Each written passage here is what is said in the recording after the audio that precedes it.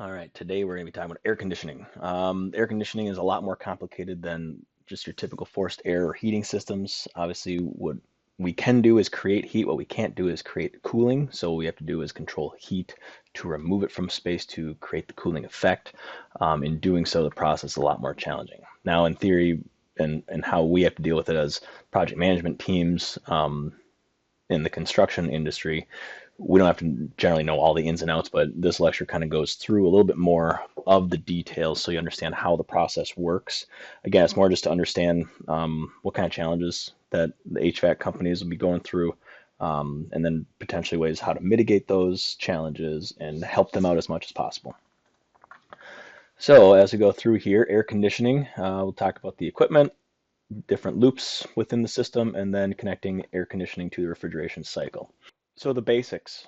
Um, Unlike what people normally consider air conditioning as being, it's actually just a way of controlling heat and humidity. It's not a cooling mechanism. However, we often associate it with cooling, but in order to do that, we have to have a lot more process than just your air conditioning equipment. There's got to be chillers, cooling towers, there's got to be heat transfer. So what we're actually doing when it comes to cooling is removing heat and managing humidity. So different systems, different equipment really. We have central air down here over on the left. This is more for small applications, small light commercial or residential. We get into bigger cooling towers, the chillers, and the air handling units when we get talk bigger commercial applications, and that's primarily what we're going to be dealing with in this lecture, because this one's relatively straightforward and very similar to both how we talked about forced air heating and how we address the refrigeration cycle. So this is a small application. We have what's called a central air two-part mini split, or this is not a mini split, sorry, this is a two-part split system where we have a condensing unit or a heat pump.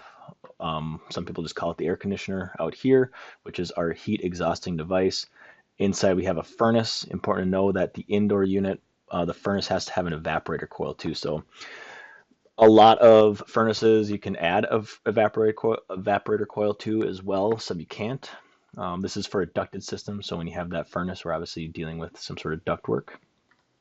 I'll let you guys go through this one, very similar to that previous slideshow with the refrigeration cycle, and there's also a video here on how the air conditioning unit works. Okay, getting into the big units here, the chiller is really the sort of the primary workhorse. This is the big heat transfer device that we use to remove the heat from within the system and transfer it to an external environment. All right, so we can use cooling processes for many things, right? We use it for air conditioning, but we also use it for cooling off equipment, machinery. We use it for data rooms and centers, and this is becoming extremely popular nowadays with all of the electronics and all the internet requirements that we need and the Wi-Fi requirements. So data rooms and data centers are becoming really popular when it comes to the construction industry. For any kind of power supply work we're doing, medical imaging, so hospitals use a lot of chillers, big time chillers, chemicals, drug, food, beverage production, right? Again, needing a lot of cooling potential. And we also potentially use it for potable water, depending on what system you have. So a couple different types of chillers. We're going to talk about absorption and compression chillers. So your absorption ones are a lot bigger, a lot more energy required, but for bigger applications. We use some sort of heat source that's external, so tying this back into steam, hydronics, we would actually use steam for the heating mechanism within the chiller that helps pull the refrigerant out, pulls the heat out of the system. Compressors instead then use some sort of refrigerant or water or air and mechanical compression to create the cooling effect. So the different components here for absorption chillers are a generator, a condenser, evaporator, absorber, a heat exchanger, and then we need some sort of solution. So generally a refrigerant and an absorbent for that too, because you have to combine and then we have to dilute them and then separate them throughout the system. And I'll show you how that works in a second here. For a compression chiller though, it's a little bit simpler. We have a compressor, a condenser, a metering device, and evaporator, and that looks pretty similar to our refrigeration cycle in general. Just to preface this, the next several slides are a little bit hard to maybe follow, but there's a diagram afterwards, which again is not that easy to follow because you have all sorts of things going on within an absorption chiller. But just basic understanding here, your generator is where is the portion of the chiller where your heat source enters, and there's a diluted solution that we talked about. That's where that solution is separated into both the refrigerant vapor and a concentrated absorbent, and those two things go different directions to different pieces. So the refrigerant vapor goes into a condenser, and the concentrated solution goes down to absorber through a secondary heat exchanger. So in the condenser, we're going to follow that one loop around here a little bit. We have that high pressure refrigerant vapor. We turn that into a high pressure liquid, and this is where our heat is getting rejected out of the chiller and into a cooling, through the cooling water into a cooling tower. So that liquid refrigerant is sent to the, that liquid refrigerant is sent to the evaporator, and that the heat from the system, like I mentioned, is heading out of the chiller into the cooling tower to restart the cycle outside of the unit. So in the evaporator is the next step. We have that high pressure liquid refrigerant. We use that to absorb the heat in the chilled water that's being recycled back from the building. So this is where the refrigerant is pulling the heat out of the building and whatever space we're trying to cool.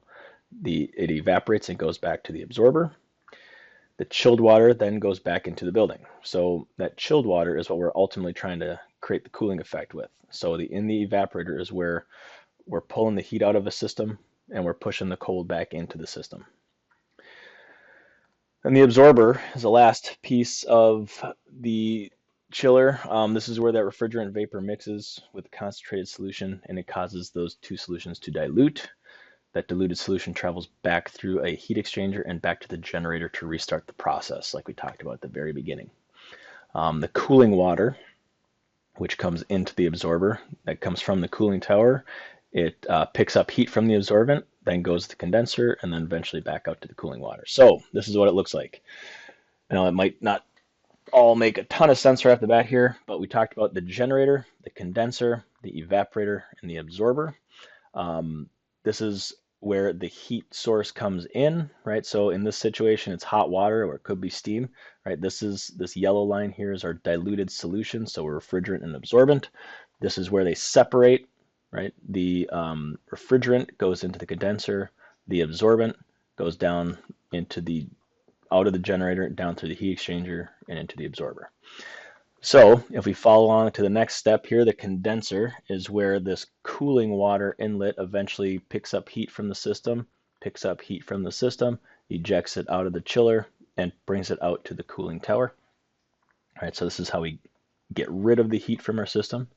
Okay, this refrigerant then goes from the condenser down into the evaporator. The evaporator now starts splitting apart that refrigerant so it can go into the absorber and meet up again with our absorbent. So the two can become one again, go back into the diluted solution pump, pick up additional heat, go through the heat exchange process, and start over. So this is obviously, let's see here. Oh, a couple questions here to where, right? This first one is our cooling tower. Okay, that cooled water is coming through the system and pulling heat out. This other one is coming from our heat source, so maybe a steam plant or something like that. And then this last one is going to our air handling unit of sorts, right? So this is where we're actually pushing that chilled water into those coils within the air handling unit that can then push that cold air into the space as it's using that cooling coil. That cooling coil starts to pick up heat as it's going, so we pull the heat out of that and start the process over. So this here is just a different representation of the same application here within your absorption chiller. I'll let you guys take a look at it. It takes a bit to wrap your head around it. Same basic process here though, so you can see how just with the animation, how the refrigerants sort of work throughout the cycle. You can see how that, we're using a water and lithium bromide mix for our two solutions here. So this is where they're separated. This is where that condensed liquid water comes down the evaporator. This is where that lithium bromide comes down through the heat exchanger into the absorber. And again, like I said, it's a little bit to wrap your head around, but I'll let you guys take a look. Large capacity absorption chiller kind of looks something like this, right? So moving on here to our external loops. So like I showed you in that diagram, there are three external loops that are entering and exiting the chiller. We have the hot water or steam. This is entering and exiting from the generator, and this is where we boil the refrigerant. We have the chilled water, which is ultimately what we're trying to create, is that cooling effect, right? So this is where we enter and exit the evaporator. This is where we're pulling heat from inside the building, really pulling heat from that coil within the air handling unit. Um, we cool that coil off again. We recirculate it back to the cooling as the cooling component for the air handler. And the last loop that we have is the cooling water. So understanding the difference between chilled and cooling water is important. So our cooling water is where we enter the absorber, but we exit the condenser. This is what we pull heat out of the system within the chiller and reject it to the atmosphere. So ultimately pulling heat from here out through the cooling water by using this refrigerant that's getting boiled in the generator. Using cooling water versus chilled water, right? This is, again, just more explanation. This is used to carry that heat away from the system. And the chilled water is what we're using to create the cooling within the building. It can also be used for drinking water as well. Not as typical. I've never done that in any of my buildings, but it can be done. Okay, so now we're going to jump into compression chillers, a lot simpler than absorption chillers. We have both water-cooled and air-cooled. Our water-cooled ones use refrigerant as a heat transfer medium. Our air-cooled ones use air as a heat transfer medium. The water-cooled ones require a cooling tower and condenser pumps for the liquid heat transfer, and they're a lot more common for larger applications for efficiency. Our air-cooled ones are a lot more typical for smaller applications. They don't require a cooling tower, condenser pumps, or any other components. They're a lot less efficient than water transfer, but they're a lot less expensive as well. And for smaller applications, they're a better fit. But for larger applications, their efficiency is not as good. These ones are just so big. The whole system's big and expensive and not necessary for smaller applications. So, different applications require different things. Your water-cooled ones are for indoor installation, and your air-cooled ones, though, because we're using air as a heat transfer medium, is for outdoor installations. So a water-cooled compression chiller looks something like this on your left. An air-cooled one, very common for a lot of commercial applications, looks something like this on your right. So it's kind of a cooling tower and chiller sort of combination.